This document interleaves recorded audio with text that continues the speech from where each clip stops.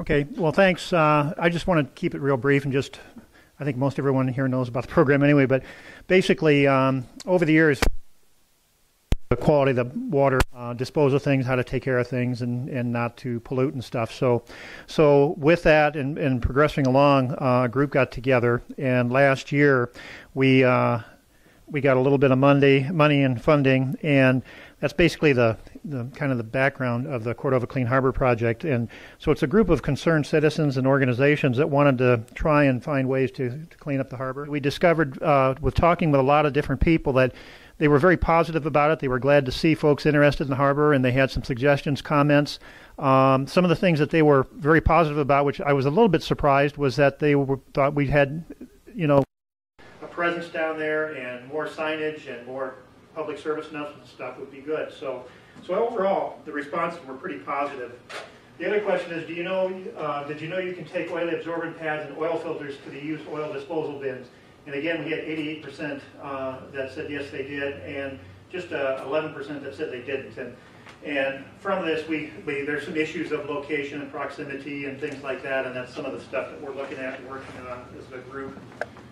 So do you ever use the portable bilge or sewage pump out stations by calling the harbor master's office?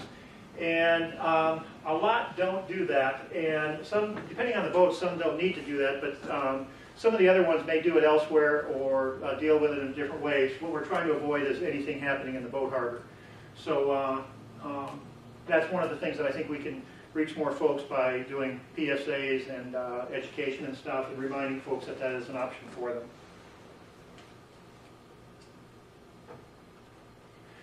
The next one is, do you ever take used antifreeze, gasoline, paint, solvents, or other toxic waste to the baler, which is 1.2 miles from here, out Whiteshed Road, about 2 miles from here? And about half the people surveyed said that they did, and the others didn't. And there's reasons for that. A lot of it is you could only drop stuff off when the baler is open. They have limited hours in the winter. Summer it's open more frequently, but it's still an effort, a trip. If you don't live out that way, you really have to make a concerted effort to go out and do it. So we're looking at ways of dealing with that. One is to have an antifreeze collection facility here at the boat harbor and deal with it that way. The other thing is they're doing a remodel on the baler right now, so one of the options, one of the things they're looking at doing is having a collection area outside the fenced area, so even though when it's closed, there would still be a place to drop off things like toxic stuff, antifreeze, whatever you might have that needs to go to the baler. And if an antifreeze receptacle were available near the harbor, would you use it? And so we got a really good turnout on that. A lot of folks would do it. So we're looking at various options for either recycling or for collection of it and just disposing of it. And when speaking to the folks that have boats, asking them if they would reuse antifreeze, they said they didn't think they would. They might use it in their vehicles, but not in, a $250,000 boat. So that's understandable. And so it might be the best option is to just collect it and concentrate it, or do something with it to recycle it, or send it off somewhere for that. It's expensive to do, so that's one of the things we're looking at. Is there anything you can think of that could be done to reduce the amount of spills and trash in the Cordova Boat Harbor? And one of the big things was additional utility carts. Our utility carts, there's several down there, but they get used really hard and heavy. And even though the city and the harbor have carts there, and they do have a budget, we're looking at, through a grant, maybe getting some more carts down there and replacing them more frequently, or having more available, because in the busy summer part, everybody's hauling groceries and parts and supplies and gear, so it might be good to have more of those. A big one was the trash dumpsters, moving them closer. We had them close at one time, but there were issues with people throwing oily waste in and having them leak down by the harbor, having birds get into, people would leave the lids open, birds would get in, scatter trash, and would end up in the boat harbor. So they got moved to an area that's not as easily accessible, but is more containable. So I'm going to talk about a grant that we're trying for, and we'll address one of those issues. So better enforcement for violators.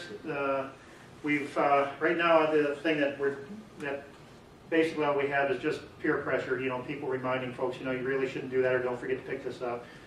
Taking steps that way rather than trying to turn people in and get tickets written and stuff. Even though that would solve problem probably. It'd be nice to keep it friendly and have people just do things cooperatively. So, and then more education and signs. We had a lot of people said that they thought that would be a good idea. One of the ideas was to have a largest sign at each harbor entrance or at each dock entrance, showing a map of where all the different recycling and trash locations, oil bins, all that stuff is located. A lot of people that use the boat harbor don't use it regularly, and they may not know where some of those facilities are, and it would be a good idea for them to know, and that would be one way to deal with that. In your opinion, how important is it to keep chemical contaminants such as oil and antifreeze and other stuff out of the water in the Cordova Boat Harbor? Of course, 72% agreed, or 98% overall said that was pretty important. So that was kind of a no-brainer, but it's good to know that people are on the same page.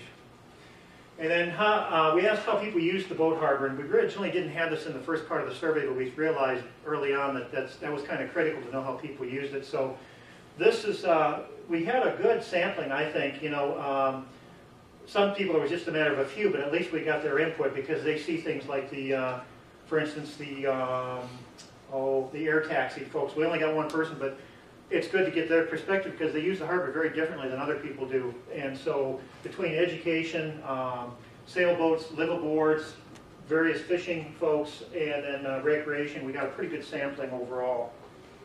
And that was done by a group of volunteers just going down and with our sample boards that you see here, reader boards, and talking to people.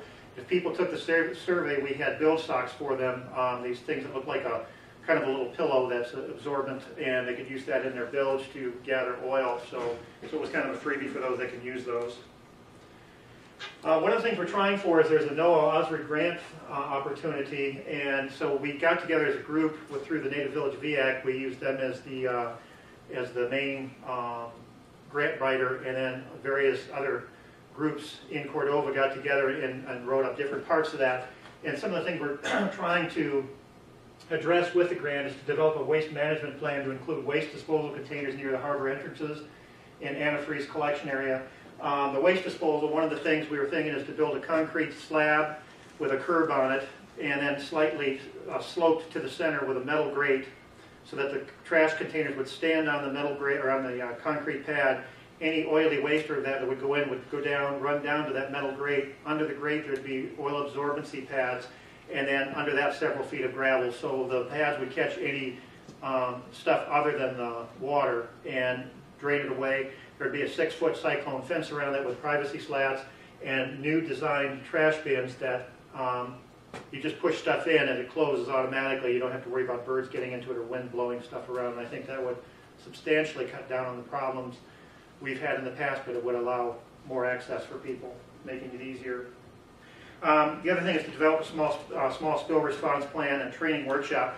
All of the contingency plans that we have are for major oil spills like the Exxon Valdez, but you know, when you look at how much oil is spilled a little bit here, a little bit there over time, it all adds up. And so one of the things that Karen's been doing is taking these pads that float and rolls of this oil absorbent type material and putting it in the harbor, and it'll attract the oil sheen and stuff like that on there. So, you know, it's, if anything, maybe more so than collecting the oil, it draws the attention to the public and people that are down there and realize that it's an issue, so it's more noticeable, and maybe we'll take more of an effort to be careful with what they're doing. The other thing is to create a high school competition to improve cleanup technology. So in the grant there's some money there that would allow high school kids to compete with each other to come up with the best idea for new technology to pick up some oil in our harbor in a specialty situation. And that's something that would be kind of fun and exciting to see the kids develop. And then lastly, just developing public service announcements and various signage like I mentioned. So it sounds like we've got a good shot at this grant. The last information we got, it sounds like we're definitely in the running. They wanted a few clarifications and subtle changes in it, and so we'll know hopefully by, I guess, October, huh? So, yeah, at the latest. So hopefully we'll know before that, but I think we've got a good shot of this grant. So, and then some of the things we got going on for the spring and summer plans. Cordova Times, we have an insert, and I've got Ivy brought in a copy of it to show you. It's like a 4-page insert that will go in the newspaper, talking about what we're doing and some of the projects we're trying to achieve. And then also a slip holder mail out. All the various folks that own a slip down at the boat harbor receive a mail out in April, is it? And so that, that information will go out to each one of the slip holders when they get their bills and everything for the yearly rental of the boats slips. So that will start off the season and kind of get people thinking ahead of the time about what to do, contact numbers if they have stuff they want to get information on, or how to deal with some of these things. So circulation of the reader boards. These boards here are going to be placed around town at various places talking about keeping things clean. We'll have it down at the LFS Marine, Red Marine, the bank, hardware stores, so all over the place, maybe some restaurants and that. So you might see them all around town. And organize weekly volunteer trash pickup and bilge stock distribution. I think that's going to be a big help.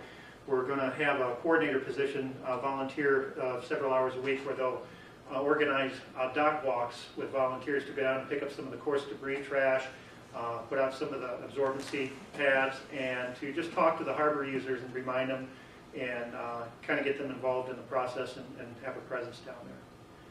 So I have a volunteer sign-up sheet if anyone's interested in being part of that dock walk. It's just a matter if you can devote a couple hours a month or just on a one-time basis, that'd be just fine. It's just a matter of walking the docks, talking to people. We're going to have a net to pick up coarse debris like floating paper cups and stuff like that, and foam, that kind of stuff, paper bags or plastic bags, and then just put them in the trash. So if you're interested in that and could contribute an hour or two or more a month, we'll put you to work, and we appreciate it. So with that, that's all I have. Does anyone have any questions? Or good? Okay. Rachel. Monitoring coordinator there, and I think Megan gave me a lovely introduction, so thank you. And I want to thank Ivy. Introduced herself after a talk that I gave at the Forum on the Environment in Anchorage, and helped to catalyze this second trip to Cordova, which has been long overdue. So thank you all for being extremely inviting, and I'm really happy to be here for a couple of days. So I'm just going to give an overview of what we've been doing statewide with the Alaska Clean Harbors program, and I want to start by saying that I'm extremely impressed and inspired by the work that many of you guys have been doing with the Clean Harbors, Clean Boating outreach here in Cordova. And I have things that I'd like to share with you, and possibly some things to offer you if you have interest. But really, I'm as much here to learn about what you're doing and how I can try to export that to other places around the state, because it's sorely needed in all of our ports and harbors. And really, I'm very impressed with the work. So I'm going to try to go quick. I do have a TV spot that I'm going to breeze through, and if there's time at the end, I'll show it, because I don't want to keep you guys long. So I'm just going to give, like I said, a quick overview of Alaska Clean Harbors. This is a variation of the presentation that I just gave to the Harbor Masters Association. I do attend that conference every year. But talk about some of the tools and resources that we've been developing. This really was started as a focusing on harbor facilities at the harbor master level, at the city level, at the harbor facility management. And we've really just recently begun trying to do more of actually the type of work that you guys are doing here, of the boater outreach. So I will, oops, I wasn't going to research that quickly. I don't know why the picture didn't show up.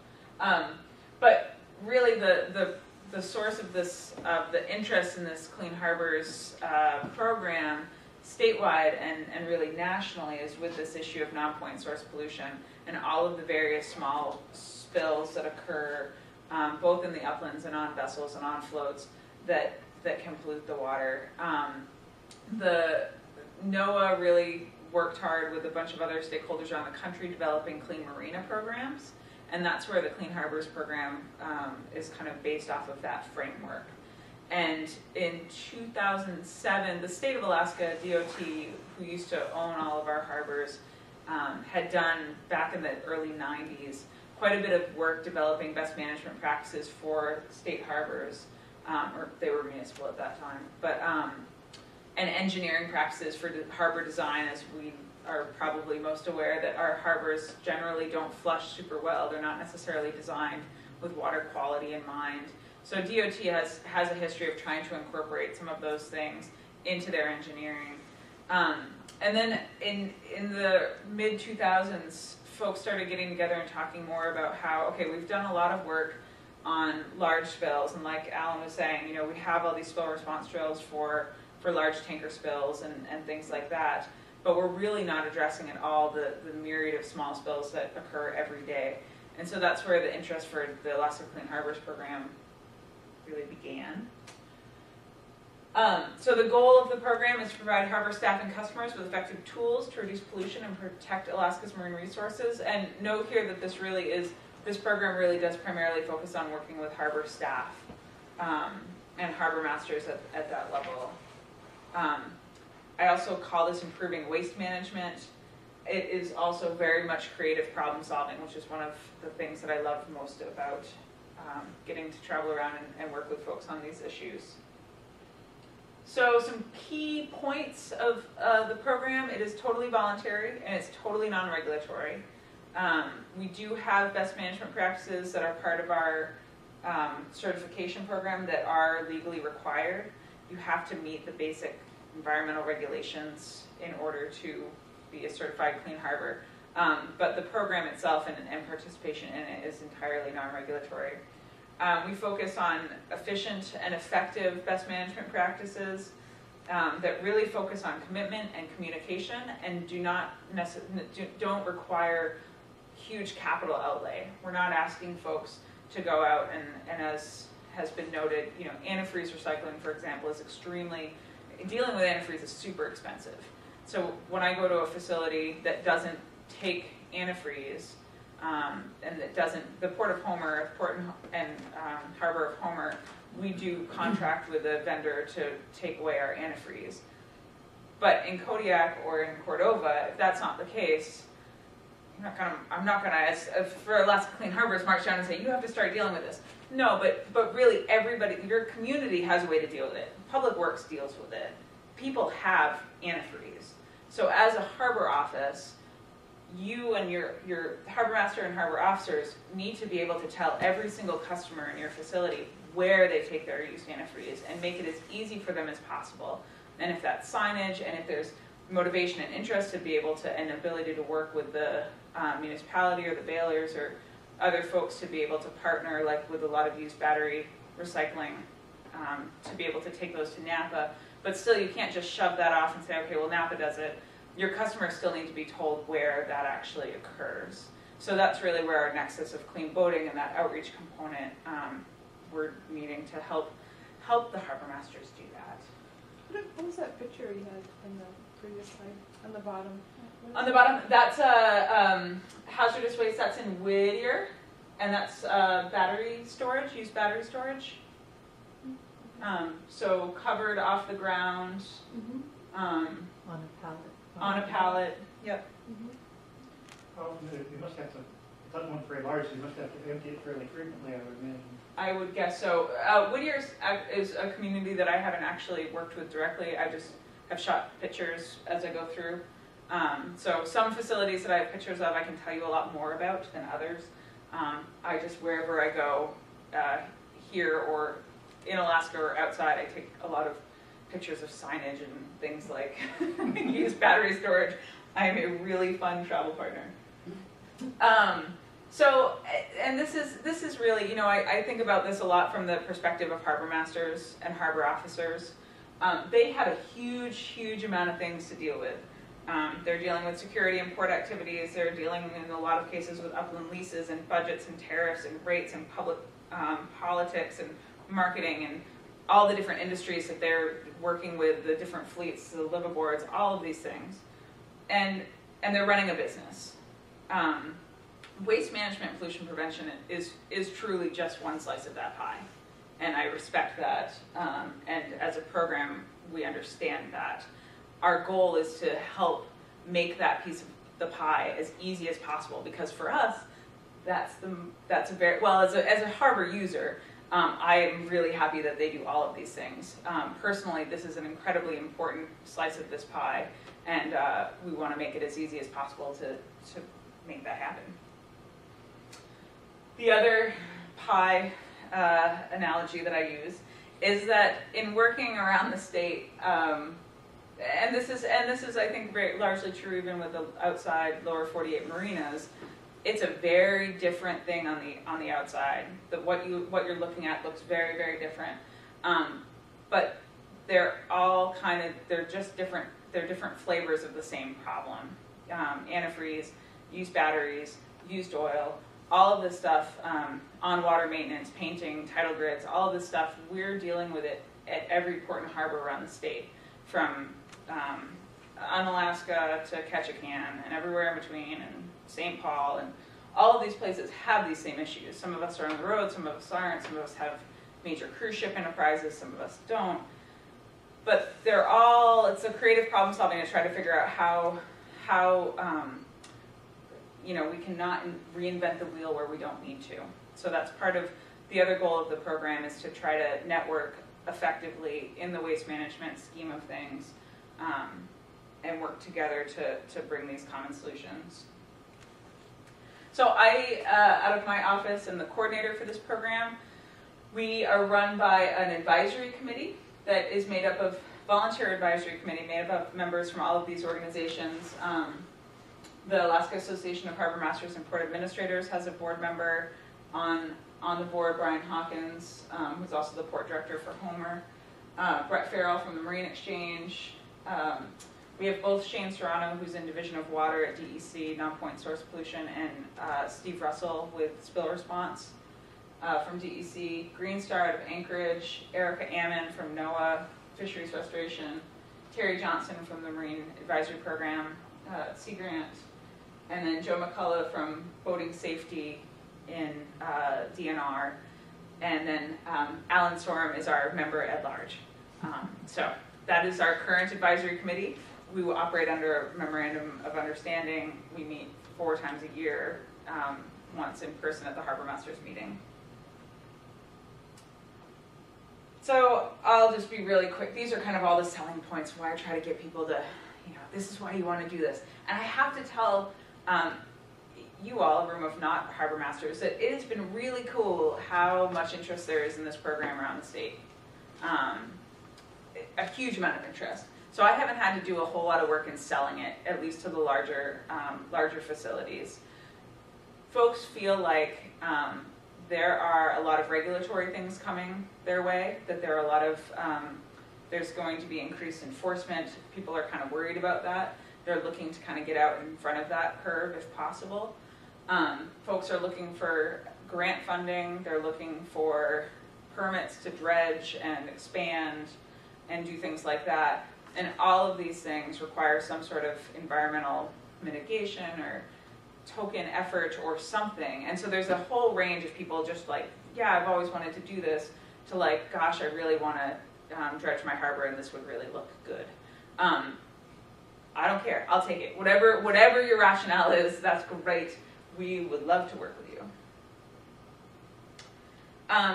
So this is, again, answering a lot of the questions that I've gotten from folks.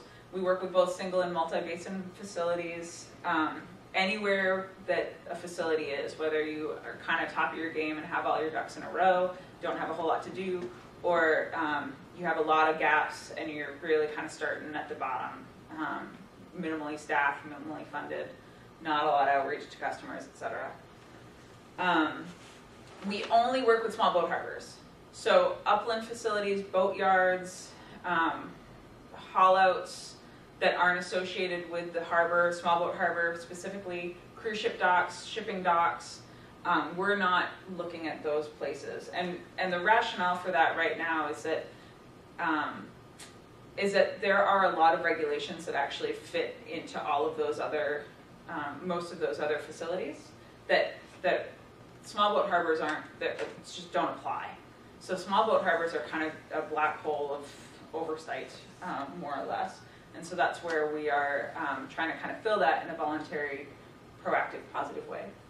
And then, like I said, new in 2012 is trying to do more voter outreach and trying to work with community groups where they exist and where there's interest to provide those tools and get that information, get that energy moving in that direction. as much as possible. So the Clean Harbor certification is based on a checklist of 88 best management practices. And I'm going to go with pictures through each of the 7 sections.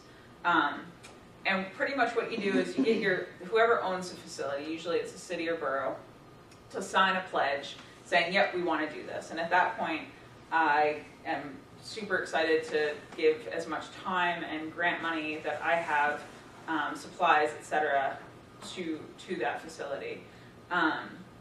Go through a self-evaluation, go through that checklist, and I can sit down and do that with the facility to see where you stand, and then we score it. So based on what applicable best management practices you've said yes or no to, you have to get a minimum of 80% of the kind of above and beyond proactive ones and 100% of the legally required ones. And we do a site visit to make sure that it's all skookum and good, and then enjoy the rewards. And we do a lot of press releases, and positive statewide outreach has been picked up pretty well for the 2 harbors that we've certified thus far, Homer and Seward. This is the Homer Harbor with their Alaska Clean Harbors flag.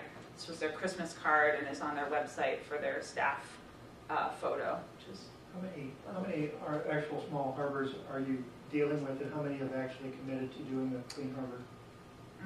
I have a slide coming up, so okay. I'm going to go through the checklist, and then I'll talk about where we are and who we're working with. So just to go through quickly the sections that we look at: solid waste management, trash, recycling, fish waste. I tried to put pictures to make sure that I remember all the bits and pieces. And dog waste are the primary pieces there. And feel free to ask me any questions. And the way it's set up is things like, does your facility have well-signed trash cans or dumpsters that are covered and away from the water so that they're not right over the water? And then you say yes, no, or there are instances where it's not applicable. Does your facility provide recycling bins? Well, if your community actually doesn't recycle anything, that's not applicable, because that's just unrealistic. Hazardous waste management, so dealing with used antifreeze, batteries, solvents, paints, things like that. Petroleum products management, so used oil, fuel, spill response. Boat cleaning and hull maintenance, what's done on the water, tidal grids, etc. And again, this isn't to say that you have to, no work can be done anywhere, no tidal grids, no anything like that. Whatever you have in place for your maintenance needs to, be kind of reasonable, and that people are using best practices at all stages of their boat maintenance to contain ships, sandblasting, paint, etc. This picture here, the Glacier Explorer in Seward, they created a Tents and Tarping 101 book that they put in the harbor office, so that when folks came in and they said, okay, we're going to do this work, and we're just letting you know, or whatever, they went to talk to somebody, said, all right, if you're going to do work on the water, you need to tent and tarp appropriately. And they had pictures of what that meant. Here's appropriately, here's not appropriately. So Carrie had sent me a couple of those pictures.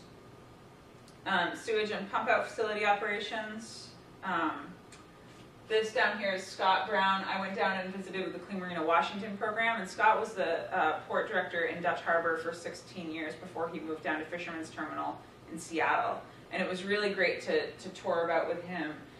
Fisherman's Terminal in Seattle is a certified clean marina for the state of Washington, and Scott had said from his experience working there, he felt like this was a program that really could be embraced in Alaska. That there was a lot of the stuff that folks were already doing, there was plenty that they could use help on, and a little recognition and increased statewide awareness would go a long way. Sewage pump outs is really, it's a huge place where there could be some help. I had the sewage pump out guy I was in the Harbor Masters Conference in Sitka this past year.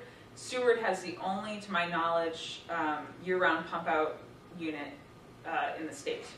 And my understanding, I believe it's just on this winter. This is their first winter having it running all winter. So I was really excited to sit next to the Santa Sailor guy, the guy that sells, it's the company that does a lot of the pump out units. So what do you think about this? How do you think it's going to work? This is their first season using it. What, do you think there'd be opportunity for more? And he looked at me and he said, you guys in Alaska, you have so much water. Doesn't really, you don't really need pump out. And I just kind of felt like, you sell these things. And so one, I should always need a pump out, no matter where I am. And two, that is one of the problems, I think, facing a lot of efforts towards improving water quality is the perception that we have so much water. And so dilution is the solution. It just all goes away. In some places, that's sure true. In our boat harbors, that's often not the case, going back to kind of that poor flushing thing. So at any rate, that is just a little story. Vessel operation management, this is kind of a catch-all. We kind of came in, the Clean Harbors Guidebook was developed prior to the development of the certification program. This vessel operation management category kind of is a catch-all for all of these things, including winterization work and some engine repair work.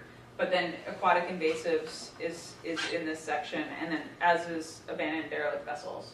So working with facilities to make sure that you have systems in place with which to deal with abandoned derelict vessels, hopefully before they are a problem, and then if you're not able to once they've occurred. I'm doing quite a bit of work at the state level trying to improve the legislation. There's House Bill 131.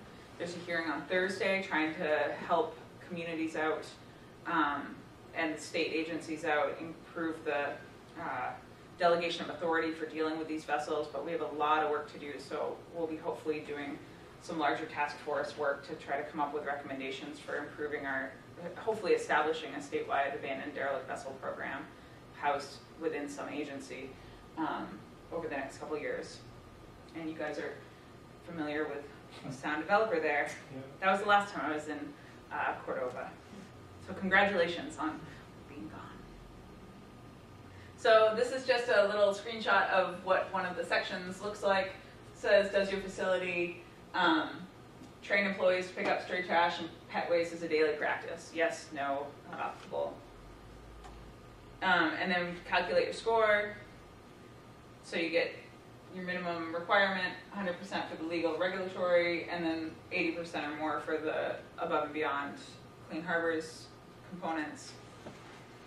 And then what I've been doing with folks is going through the best management practices checklist the first time around and coming up with an action plan that specifically addresses each item for that facility and how they might want to address it. It is totally just suggestions, but I also include where I can help. So for hazardous waste, it's legally required that on your accumulation satellites that you have stickers that say when you started accumulating that waste and what that waste is.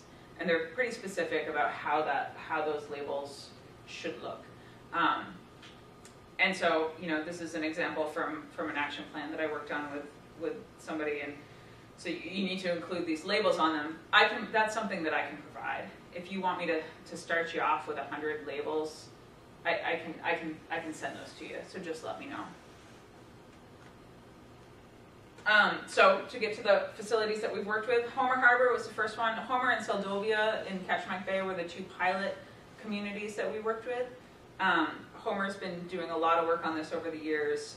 We worked with them to improve their signage, both for all of the ramps.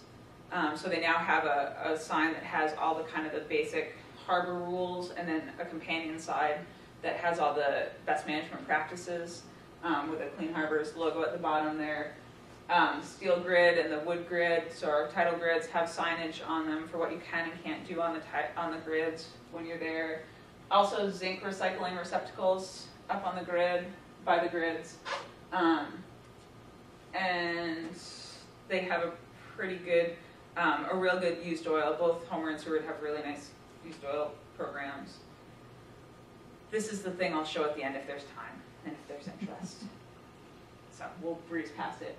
Seward Harbor, we worked with Seward as well. They have a great used antifreeze collection satellite areas at the Seward Harbor. A number of other improvements. They were also on TV after following their Clean Harbor certification. We're working with an inland marina, a private marina on Big Lake in north of Anchorage. Berkshire Marina. Big Lake is listed as polluted by the state for petroleum hydrocarbons as a result of busy summer boating activities. So we worked a lot with Berkshire on their fueling. They actually run their own fuel dock, so we worked a lot with them on their employee training for fueling, use of absorbents, use of fuel vent overflow collectors, and then we also worked to get them a smart ash burner so that they were able to give out absorbent pads and also collect them back from boaters on site and deal with them themselves. We're working with Haines Harbor. The Borough of Haines signed a Clean Harbors Pledge. They've done a huge amount of work over the past 6 months. It's been really cool to see what they've been doing. They've created a completely new hazardous waste used oil collection center at the harbor, covered and signed with accumulation start date stickers and all of this stuff. Really pushing actual solid waste recycling at the harbor. Dealing with fish waste. They built a couple of barge totes that they can put fish waste in and haul out into the inlet to dump. So they're working really hard on certification, and it's been really fun working with them. Sitka is doing a lot of work preliminary. They've already actually filled out their checklist. The harbor staff is kind of plowing forward. They have a lot of work to do with doing a recycling waste satellite collection area. So we're working with Sitka. Valdez signed a pledge a year or so ago, and I'll be going there in May and hoping to get them really moving forward quickly. I would love to work with Cordova. So I'm going to meet with the Harbor Commission tomorrow. I'm excited to meet with Tony at the Harbor Office and many of you from the Cordova Clean Harbors group tomorrow as well to talk more about potential there. We're also talking with Juneau, Kodiak, and Wrangell and Dutch Harbor, and would love to work more with Whittier and other Prince William Sound communities. So that is where we are for who we're working with around the state. So some of the things that we have for tools and resources, signage is one that's really easy for me to provide through our program to facilities. We have funding for it right now. The program is being funded through Coastal Impact Assistance Program, offshore oil and gas environmental mitigation money, through Fish and Wildlife Service, through the state.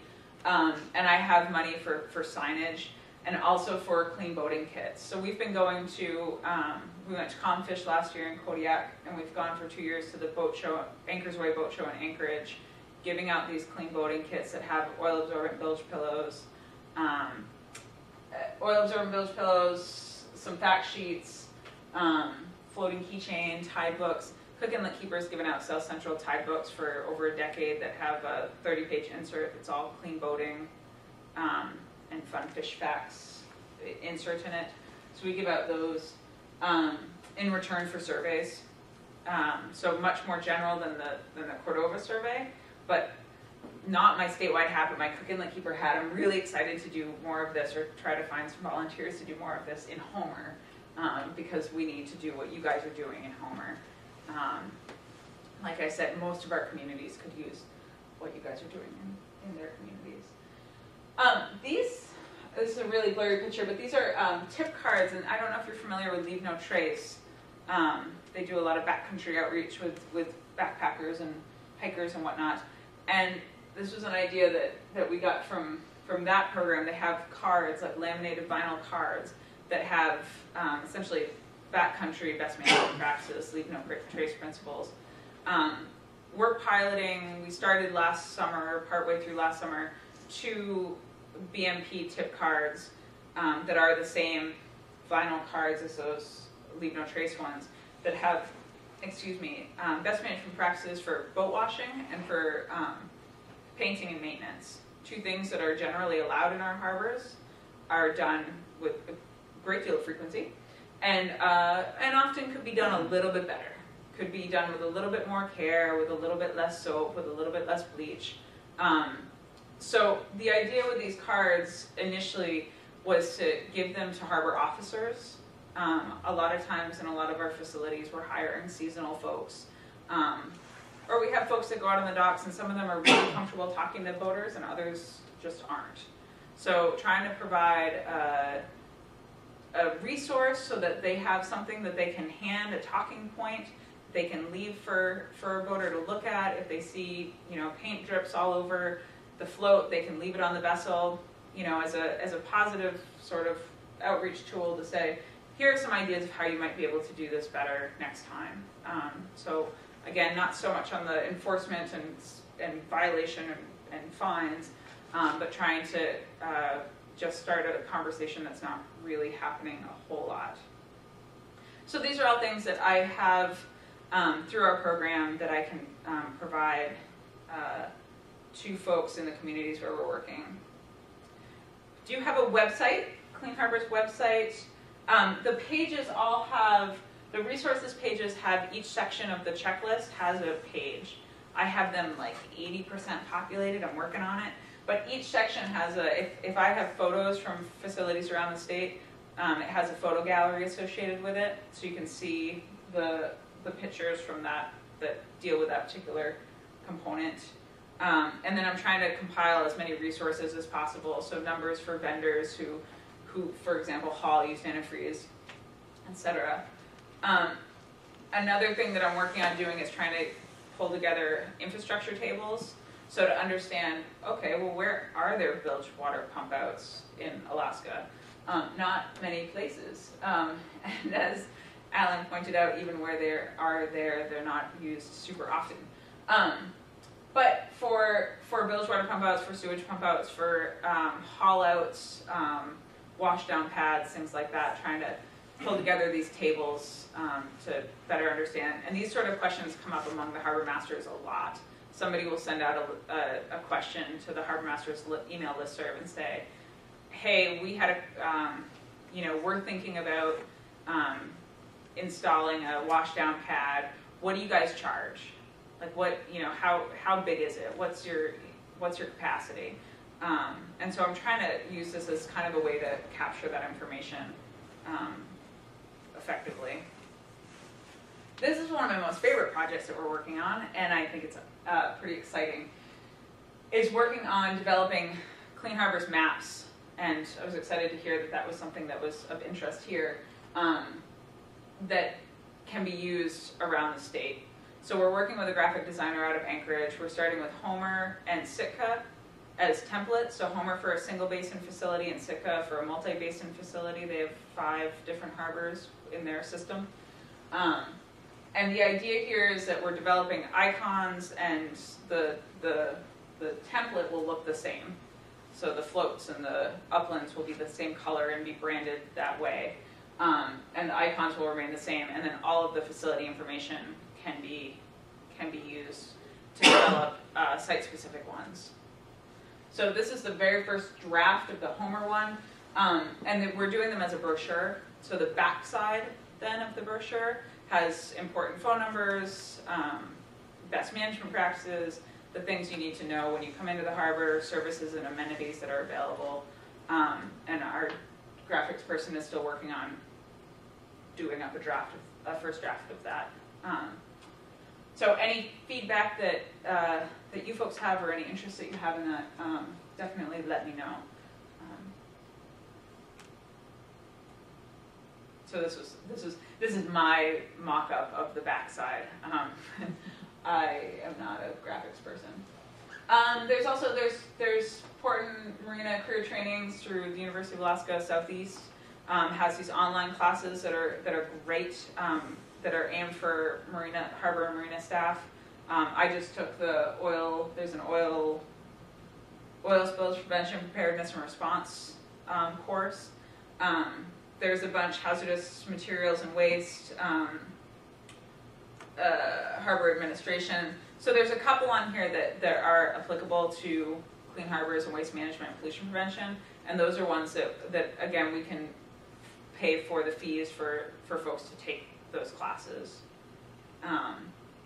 HouseWhopper and whatnot. And one of the other things that's come up as an interest is having some ability to do mentoring. So like Seward has a really great used oil program. So to be able to fly somebody from Haines up to Seward or vice versa, to be able to get some like hands-on one-on-one, actually mentoring with one another to be able to share that knowledge. So that's another thing that's just on our list of possibilities if there's interest in it. So this is just our clean boating outreach, some of our pictures of our tables. And again, this is something that really what we're looking to do is to give whatever tools and resources we might have or be able to come up with to communities where there's interest in that. We are working with Seward this summer, and if I have the time, in Homer, to do similar sort of dock walking that you guys are talking about here, that you've done already here, giving out bilge, oil absorbent bilge socks, giving out other informational materials, and really just starting to have those conversations more regularly with voters so that it's a more visible presence.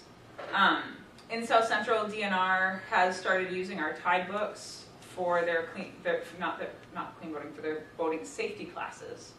And so those tide books, when they go over tide charts and this and that within their 8-hour boating safety class, they'll also be highlighting the clean boating materials in there and starting to bring a little bit of that, at least a little bit of lip service to that component of boating. There's also we don't work with fuel docks directly, but that is a huge place for spills, and a place where there could be a lot of work done. Possibly developing some sort of a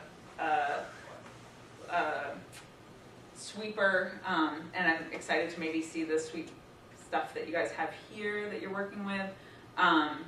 But different ideas that the advisory committee has kicked around of different ways to engage folks at the fuel docks. Boat shows, I mentioned that we've gone to a couple of boat shows. We've been working at the Big Lake with folks up there who have been doing launch hosts. So they're going to the public boat launches and talking to folks as they're launching and loading at the public launches during the summer and giving out clean boating kits and things, same dock walking, but at the launches. And then clean boating workshops potentially in the future. All right. So that's my really quick and hopefully not too scattered overview of Clean Harbors program. Do you guys have any questions? Who's actually doing for example, like the signage? Who's making the signs? Who's designing them? And who's putting them up? And yeah, who's doing that? So we work. It's me pretty much working with the harbor staff. Mm-hmm. So depending on their level of engagement in their level of interest in sign design, like in Homer, Brian just sent me a picture and said or he sent me the PDF of what the design looked like and said this is what we want for our sign. Mm-hmm. Awesome, great, I don't have to do anything. And actually similarly in Haynesville did the same thing. Sweet. And then I can work with whatever vendor to purchase them. Usually the city has a vendor that they work with for aluminum signage and things like that. Or we have vendors that we've worked with to purchase other signs. So there's stuff that I have, like dumpster decals. I have 500 of them in my office. I have some really generic clean boating starts with you, don't pollute aluminum signs that I have in my office, and those I can just send out. But for custom signs for the facility, it's super flexible about how that works. Do you have a pretty good lifespan on the signs? Do they hold up pretty well? Or? Yeah, I mean, these are the no parking here signs, the aluminum metal standard signs that are used, yep. And so Rachel, but you're working then with those harbors that have signed into committed to working on the Clean Harbor designation? Yeah. And so when you work on signage, that's generally for those clients? if you will? Yeah, and it's just trying to keep it, our resources are limited, and so trying to, make sure that we have, and because our focus through this program is with the harbor staff, really trying to make sure that there's that buy-in and that the city has buy-in on those efforts. But, like for example in Sitka, they've just been going at and they've just been doing stuff, and they haven't asked me for anything except for some feedback here and there. And that's the harbor staff that's Yep, doing work. yep, that's the harbor master, Stan has asked his deputy harbor master to take the reins and move forward. And so he's been doing that, and the political process can be a long one, to go through commissions and councils and this and that. And so, if that's the hang up, that it's just going to take a while, then I don't really care.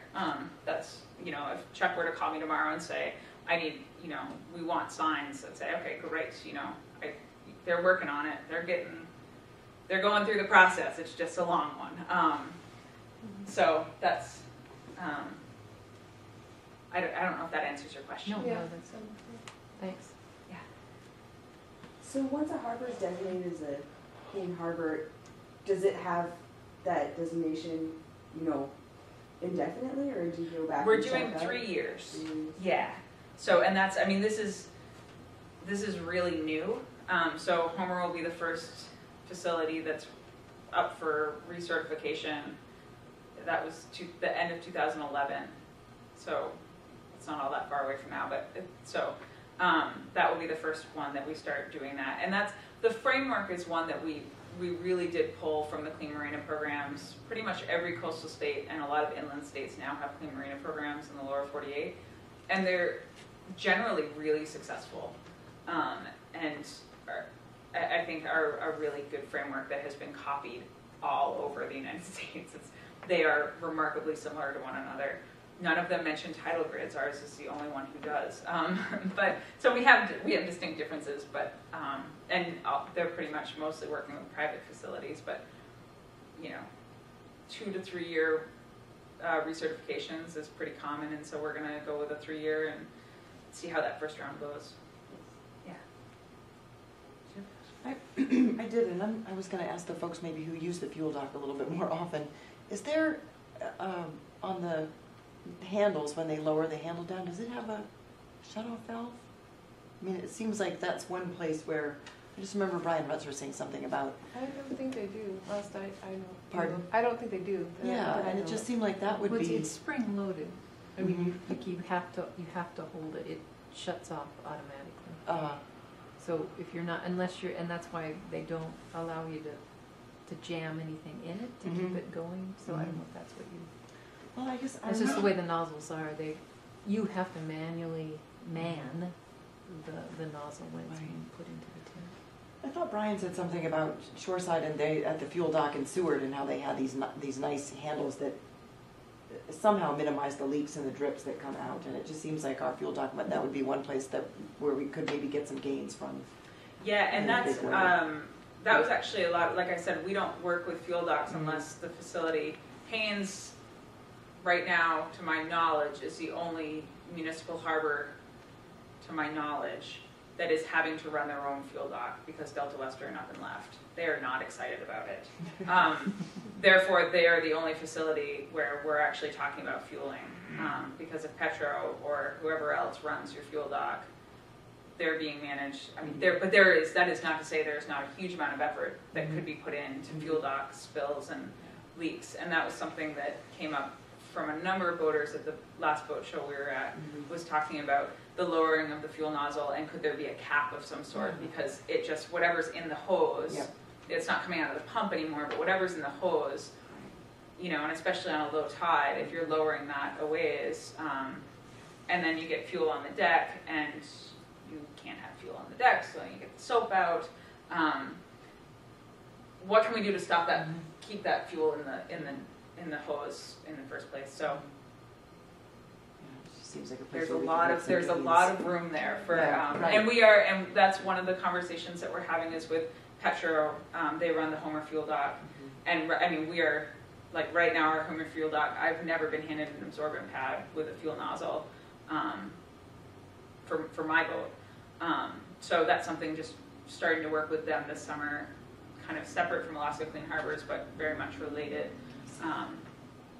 to try to improve those practices at the operational level for Petro, because I've heard varying stories from all over the state, like, oh yeah, they always give me one, or they never give me one. Okay, well then, Petro's a big company. You can, you know, like, let's just get some, see if we can try to work on employee training and standardizing operational procedures to have that just be something that's just done. So. Will you be meeting with the staff, harbor staff tomorrow? Or I'm just gonna the go by commission? and see. Yeah, Tony had said that he'd have time to chat, and so looking forward to that. And then Harbor Commission tomorrow night. Thanks, Rachel. I have a Clean Harbors pledge in my bag, just waiting for them. For Tony. Do you know how long fishing this terminal's been certified? I do not. I was down there in 2009, Okay. So and they were certified then. Yeah. That's about all I know. So, and I know that they struggle when I was down there because they are actually butted up against a private company when we were there that allows a huge amount of. I'm actually a little surprised in Washington State that they get away with it from a regulations angle, but they struggle with kind of that shared boundary of a lot of boat work that's done without a lot of oversight or help from the staff of that facility. I'm trying to think if there was anything else I wanted to catch you guys on, but yeah, so I'll be here tomorrow meeting with the Clean Harbors group at noon. At noon. And then Harbor Commission tomorrow night. And then I did call, I have the LIO will be set up here at 8 a.m. bright and early. House Bill 131 is being heard in front of the Community and Regional Affairs Committee on Thursday morning. So they'll be open for testimony, and I'll be attending there. And if anybody has interest and wants to talk more about it, I'd be happy to.